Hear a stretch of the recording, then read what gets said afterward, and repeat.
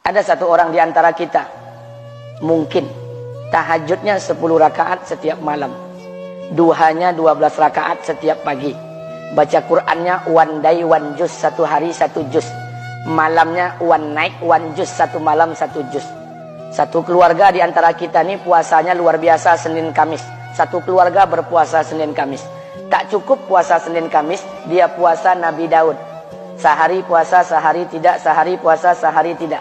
Tak cukup dia puasa Nabi Daud, dia puasa-puasa sunnah lainnya. Istrinya nutup aurat dengan sempurna, pakai nikob, pakai cadar, pakai purda, pakai manset, pakai kos kaki. Suaminya 5 waktu ke masjid tak tertinggal takbiratul ula. Anak-anaknya di pondok pesantren hafiz dan hafizah. Tiap pagi berinfak, tak pernah menggunjing orang. Quran terjaga, aurat terjaga, tahajud terjaga, 5 waktu terjaga, duha terjaga, Quran terjaga, puasa terjaga. Sempurna satu keluarga nih, amalnya. Tapi sudah 8 tahun dia tak tengok ayah ibunya. Sudah bertahun-tahun dia tak nyapa kedua orang tuanya. Sudah bertahun-tahun dia tak berhubungan baik dengan ayah ibunya. Sudah berminggu-minggu dia berkelahi dengan ayah ibunya. Sudah berhari-hari dia bermusuhan dengan kedua orang tuanya. Maka anak seperti ini, seluruh amal yang mereka kerjakan tertolak di sisi Allah Subhanahu wa taala, tidak akan diterima Allah. Sebaliknya, kalau ada di antara kita hari ini yang pandai melayani ayah ibunya, tidak ada uang, ayah ibu dia kasih uang. Tak ada rumah, ayah ibu dia buatkan rumah. Sakit ayah ibu dia bawa ke rumah sakit. Dirawat ayah ibunya dia jaga. Kotoran ayah ibunya dia bersihkan pakai tangannya sendiri. Ada di antara kita hari ini yang membersihkan kotoran ayah ibunya lebih dia nikmati daripada makanan yang ia sukai. Begitu luar biasanya dia melayani ayah ibunya. Tapi dia tinggalkan sholat, dia injak-injak perintah Allah, dia tinggalkan perintah Allah dengan mutlak. Maka kebaikan satu orang anak ini kepada ayah ibunya seluruhnya tidak diterima Allah Subhanahu wa taala. Atau jangan-jangan inilah yang menjadi penyebab amal kita tak diterima Allah. Atau jangan-jangan inilah yang menjadi penyebab amal kita tertolak di sisi Allah. Kita sholat juga, kita sujud juga, kita puasa juga, kita ngaji juga, kita dengarkan ceramah juga. Maka oleh karena itu, Pak, Bu, ayah kita tuh tinggal di kampung, ayah ibu tinggal di kampung sana. Terkadang ayah ibu kita tak sekolah, SD, SMP, SMA tak tamat. Dia sekolahkan kita SD, SMP, SMA, S1, S2, S3 dengan harapan hidup kita lebih baik daripada keadaan dia sekarang. Tapi apa yang membuat kita jarang untuk menjenguk mereka?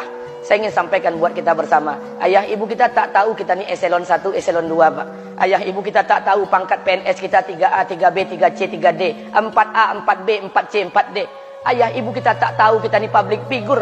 Ayah ibu kita tak tahu dan tak mau tahu. Yang dia tahu kita ni anaknya. Ayah ibu kita tak tahu kita punya sawit berapa. Ayah ibu kita tak butuh mobil kita. Dia tak butuh rumah kita. Tapi yang dia butuhkan kita. Apa yang membuat kita jarang untuk menjenguk mereka? Tahun 2016 di Masjid Damai Langgeng, saya diundang ceramah di sana. Habis pulang ceramah, saya baca WA SMS. Ada seorang ustadz Pekanbaru kirimkan WA dengan saya. Saya baca 2 kali, air mata saya menetes. Kenapa? Karena WA itu berisi cerita satu orang ibu sedang menelpon anaknya. Ibunya nelpon anaknya. Assalamualaikum nak. Waalaikumsalam, kata anaknya. Kata ibunya, nak, sudah 1 bulan kau tak tengok ibu. Apa yang membuat engkau berhalangan, nak? Apakah kau sibuk dengan pekerjaanmu? Minggu yang kedua ibunya telepon lagi. Assalamualaikum nak, kata anaknya. Waalaikumsalam. Kata ibunya, nak, ibu dapat kabar apa engkau baru beli mobil baru. Apa betul nak? Kata anaknya, betul bu. Kata ibunya, alhamdulillah nak, ibu bangga kau pandai menyenangkan hati anak istrimu. Minggu yang ketiga ibunya telepon lagi. Assalamualaikum nak, kata anaknya. Waalaikumsalam. Kata ibunya, nak, ibu dapat kabar bahwa engkau baru beli rumah baru. Apa betul nak? Kata anaknya, betul bu. Kata ibunya, alhamdulillah nak, ibu senang kau bertanggung jawab dengan anak istrimu. Minggu yang keempat ibunya telepon lagi. Assalamualaikum nak. Waalaikumsalam. Kata ibunya, nak, tadi ibu pergi ke pasar, ibu jumpa temanmu di pasar. Kata temanmu di pasar, temanmu banyak bercerita tentang kamu. Kata temanmu tadi kamu baru beli anak anjing seharga 40 juta dari negeri Belanda. Apa betul nak? Kata anaknya, betul. Kata ibunya, nak, dengarkan pesan ibu untuk terakhir kalinya. Apa pesan ibunya? Wahai anakku, engkau pelihara 1 ekor anjing. Kau siapkan harga anjing 40 juta. Kau siapkan rumah untuk anjingmu depan rumahmu. Kau jaga anjingmu pagi, siang, dan sore. Kau mandikan anjingmu pagi, siang, dan sore. Kau kasih makan anjingmu pagi, siang, dan sore. Demi Allah nak, dengarkan pesan ibu untuk terakhir kalinya.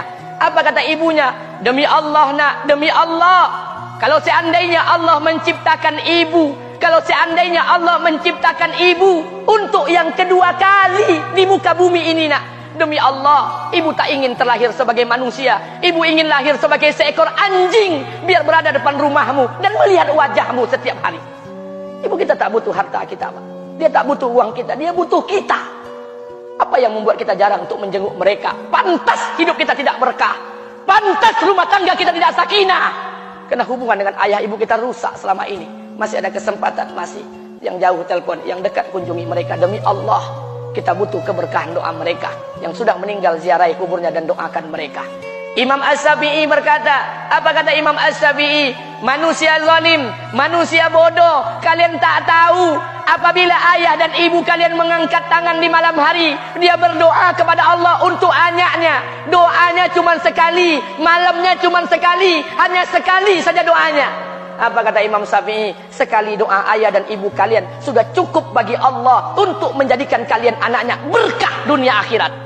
Hari ini berapa banyak doa ayah dan ibu kita, tapi tidak ada keberkahan buat anak mereka. Kenapa? Hati mereka tersakiti.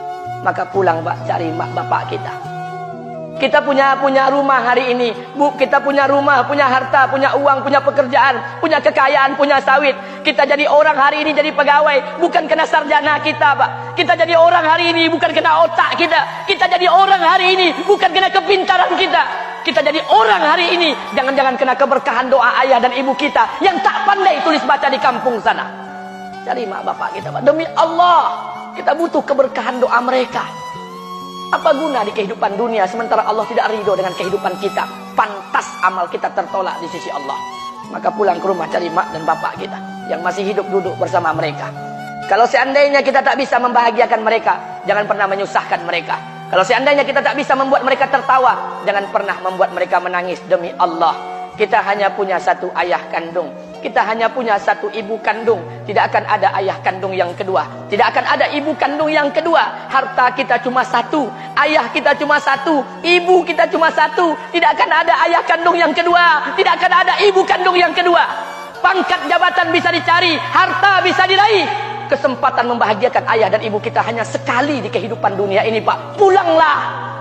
Ketika mereka memanggil, tinggalkan istri, tinggalkan pekerjaan, tinggalkan semua proyek kita. Demi Allah, datangi mereka. Kata Nabi, sesaat kalian duduk bersama ayah dan ibu kalian akan mendatangkan keberkahan. Kenapa kalian tidak duduk bersama mereka? Jangan-jangan inilah yang menjadi penyebab amal-amal kita tertolak di sini.